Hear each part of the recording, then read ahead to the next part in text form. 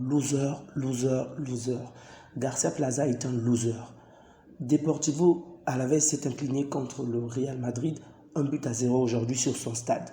Et pourquoi je traite le coach de loser? Parce que c'est ce genre de gars-là qui ne vise pas loin. Vraiment, il se contente du peu.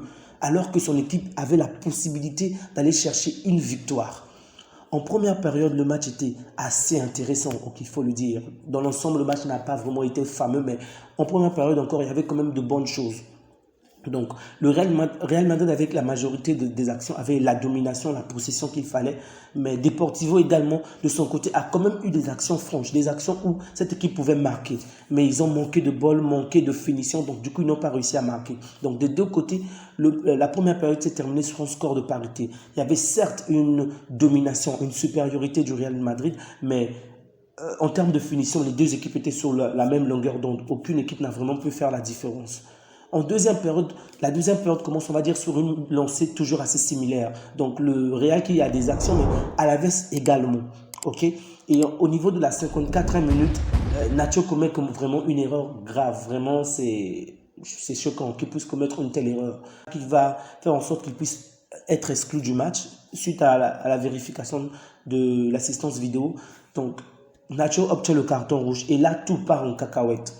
Alavés, qui certes jouait défensivement, il faut le dire, mais ils arrivaient quand même à se projeter, ils avaient quand même des actions après. Mais suite au carton rouge de Nacho, donc le Real se retrouve à 11, inférieur numériquement par rapport à Alavés.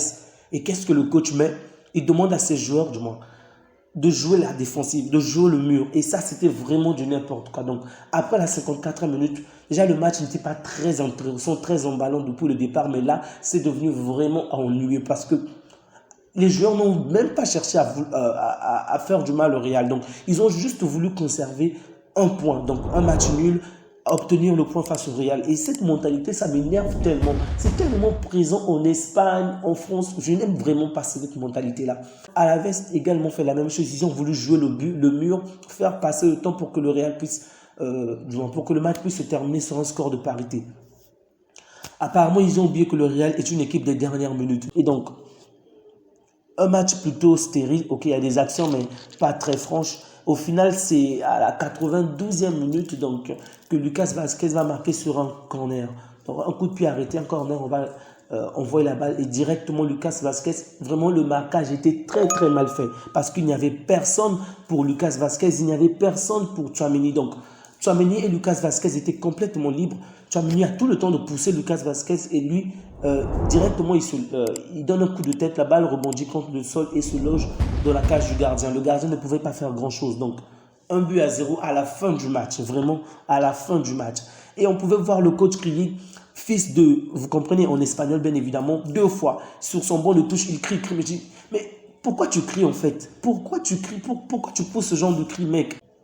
Tu ne t'es pas donné à fond. En fait, ton équipe avait la possibilité, avait les armes nécessaires pour aller faire du mal au Real parce qu'ils ont quand même eu de bonnes occasions, Mais dès que le Real a obtenu le carton rouge, tu n'as même pas voulu faire quoi que ce soit. Alors ne crie pas.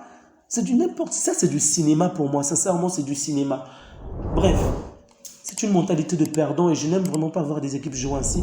Le Real, une fois de plus, qui s'est imposé aujourd'hui, même s'ils n'ont pas vraiment été fameux. Il y a eu de bonnes occasions, de la part, par exemple, de Rodrigo, Modric, un peu peut-être en début du match, mais ça manque encore de puissance. Bellingham également a essayé de faire quelque chose, mais dans l'ensemble, ils n'ont pas été fameux aujourd'hui, face à un adversaire qui ne s'est vraiment pas livré, qui recherchait vraiment de points, donc ça n'a pas vraiment été facile.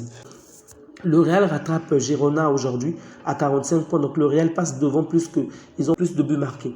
Et donc, Girona est deuxième avec le même nombre de points que le Real, 45. On est pour l'instant troisième, sachant qu'on a un match de plus que Atlético, et 3 points. Donc, si jamais Atlético joue son match et parvient à gagner en marquant beaucoup plus de buts, ils vont passer devant nous. N'oubliez surtout pas de liker, de vous abonner, de partager la vidéo si vous avez aimé. Les amis, je compte vraiment sur vous. L'objectif, c'est toujours atteindre les 500 abonnés. Et là, il nous manque, on est à quelques jours avant 2024. Donc, n'oubliez surtout pas de vous abonner pour que la chaîne Bellman Débrief puisse davantage s'agrandir. Prenez bien soin de vous ainsi que des vôtres et que Dieu vous garde. Au revoir.